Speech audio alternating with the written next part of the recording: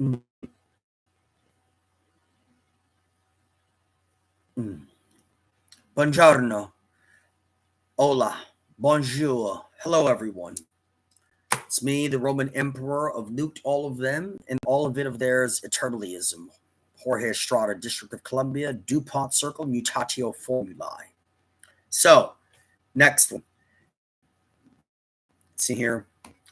So, hmm, gosh, I forget which one this is. Um, hmm. Oh boy. Okay. Jeez. Hold on here. Give me a minute. Okay. Oh yes. So, when I was stationed in um, my family and I, genetically, racially, blood lineally, aesthetically, physically, historically, and ancestrally. When I was stationed in the very center west of Europa, our ancestral land, um, and I'm going to stop right there. I won't go further with what I was about to say. But when I was stationed there in what's now called the country of Germany, and I was stationed in the city now called Mannheim, on the in the Coleman Army Barracks. I was the supply clerk for the air traffic control battalion, um, for an air traffic control battalion. So I was the supply clerk for the largest U.S. Army airfield set up and established in all of my ancestral Central West Europe. Coleman Army Airfield inside of Coleman Army Barracks in Mannheim, Germany. And I shared my office. You had the air traffic control tower at the top, where the ATC air traffic control operators were.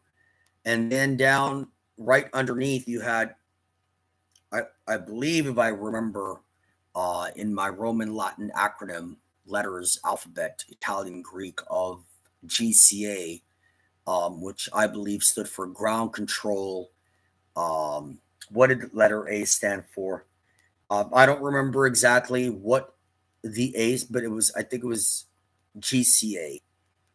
And at the bottom of the ATC control tower, off to the right of the runway, was my office, and I shared my office with a former World War II pilot.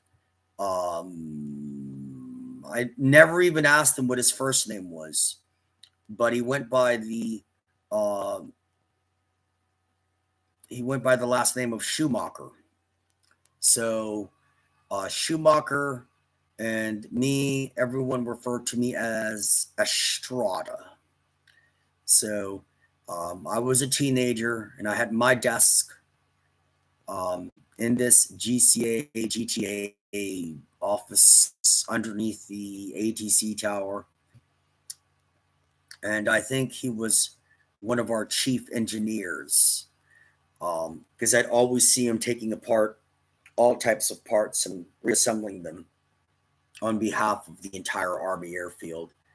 Uh, I do believe there were multiple hangars in there, and on the other side of the runway was a fixed but yet tactical white station.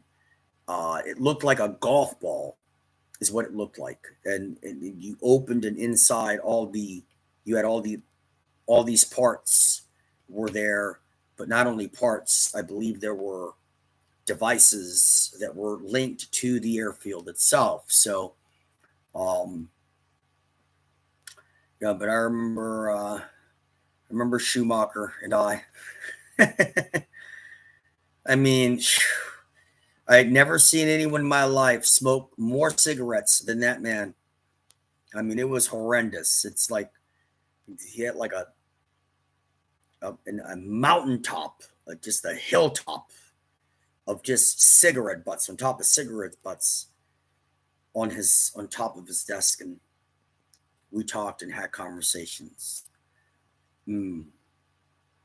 And yeah.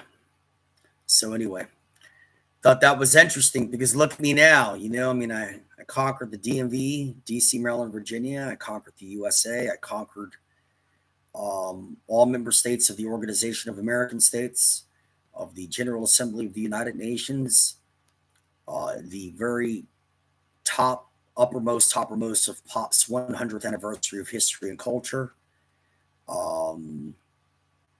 and just about all the webs and nets and threads of the cosmic universe. And I'm 52 now, but I'm that same kid who used to show up in his military BDUs, and as soon as I would get there, I remember I would take my hat off and I kick my feet, and I had my boots on, and I kick my feet up on top of my desk and pretty much do nothing. And I just sit there. And then, when the day was out, I'm staff sergeant, I'm jumping into the light green van. We drive the barracks into it. And my barracks was right by the main entrada gate of the entire base. So I'd step out there, walk over to the stand where this old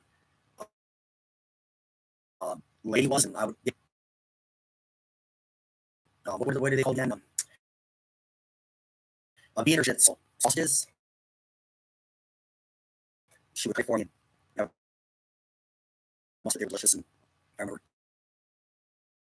that lady loved me. She said, "You're so handsome. You're a very handsome boy." Well, I mean, I'm 50, it was 19-year-old me. I had a six-pack. I was 19, so I would come to her. She always knew what I wanted. Like as soon as I get there, she just would open the thing and pull out the Wiener Schnitzel and start. She already knew, and I remember it would be wrapped like in some type of aluminum foil. She used to joke with me about meeting her daughter, about setting me up with her daughter. Yeah, she's like, "You're very handsome, but you're special. You're special." She used to say that to me. So, all right, man. Well, if that lady knew what I did, if Schumacher, the former World War II pilot who shared the office with me, knew where I'm at now, wow, they wouldn't believe it. It's quite, a breeze out there. It's quite possible and plausible that they're both dead, deceased now, and no longer alive because back in 1990 to 1991, which is this time period, 30 plus years ago, I was like 19, 20, and they were already like several decades older than I was. So if they're still alive, he would have to be, and it's possible.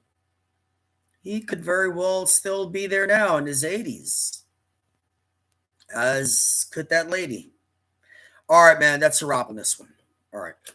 But if they only knew, I conquered locally, regionally, nationally, globally, planetarily, and cosmically, and universally. All right. Mutatio formulae. And I love my Empress Victoria. I do. I love her very much. I do. I do.